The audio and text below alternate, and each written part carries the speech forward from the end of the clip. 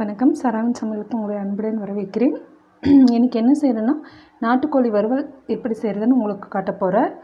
போன எபிசோடில் நம்ம நாட்டுக்கோழி சூப் செய்கிறது எப்படின்னு காட்டியிருக்கோம். நம்ம சூப்பை தனியாக எடுத்துகிட்டு அந்த நாட்டுக்கோழி வச்சு இப்போ கிரேவி எப்படி பண்ணுறதுன்னு உங்களுக்கு காட்ட போகிறேன். அதுக்கு தேவையான பொருள்னால் பூண்டு, இஞ்சி, வரமிளகா, கொஞ்சம் பெரிய வெங்காயம், கருவேப்பிலை, தக்காளி, இது எல்லாமே கட் பண்ணி எடுத்து வச்சுக்கோங்க. அப்புறம் நம்ம வேக வச்சு எடுத்து வச்சுருக்க நாட்டுக்கோழி. அதுக்குள்ளே ஒரு சின்ன கடாய் ஒன்று வச்சுக்கோங்க.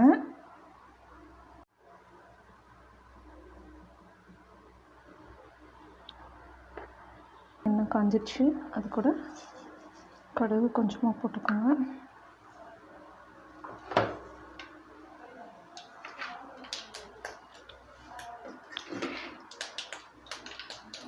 கடுகு வெடிக்க ஆரம்பிச்சிருச்சு. அது கூட வரமிளகா, இஞ்சி, பூண்டு போட்டு நல்லா தாளிச்சுக்கோங்க.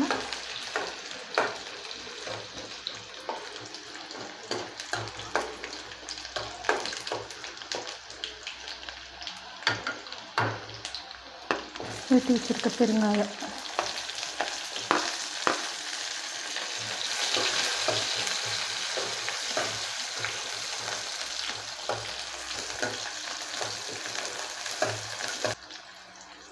கருவேப்பிலை,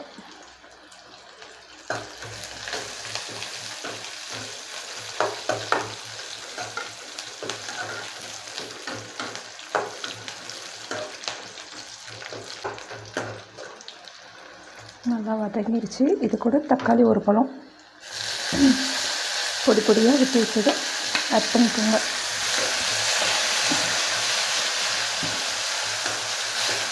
கொஞ்சமாக மஞ்சள் பொடி பண்ணிக்கோங்க. இது கூட நான் சிக்கன் பொடி ஆட் பண்ண போகிறேன்.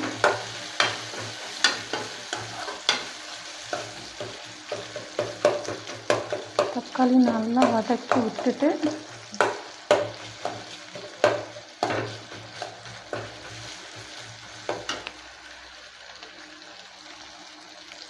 சிக்கன் பொடி ஒரு 3 டீஸ்பூன் நீங்கள் போட்டுக்கோங்க.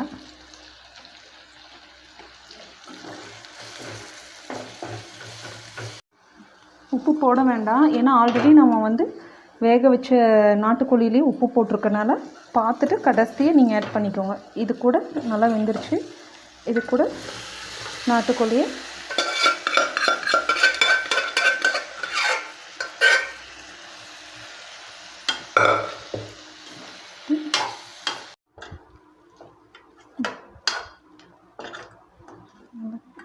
ரொம்ப ஒடிச்சு விட்றாதீங்க. லைட்டாக கிளறி விட்டு ஒரு கொதி வர வரைக்கும் விட்டுருங்க.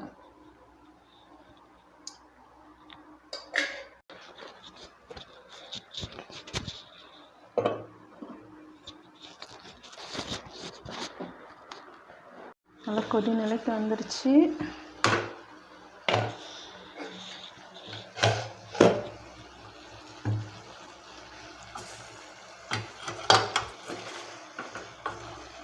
லைட்டாக பரட்டி விட்டுக்கோங்க.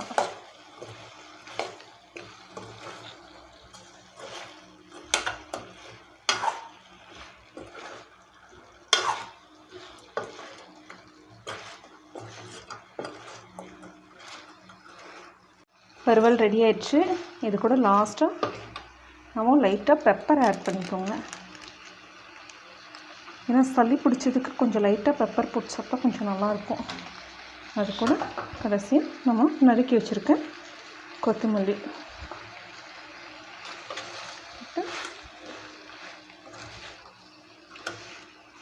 கிளறி விட்டுருங்க.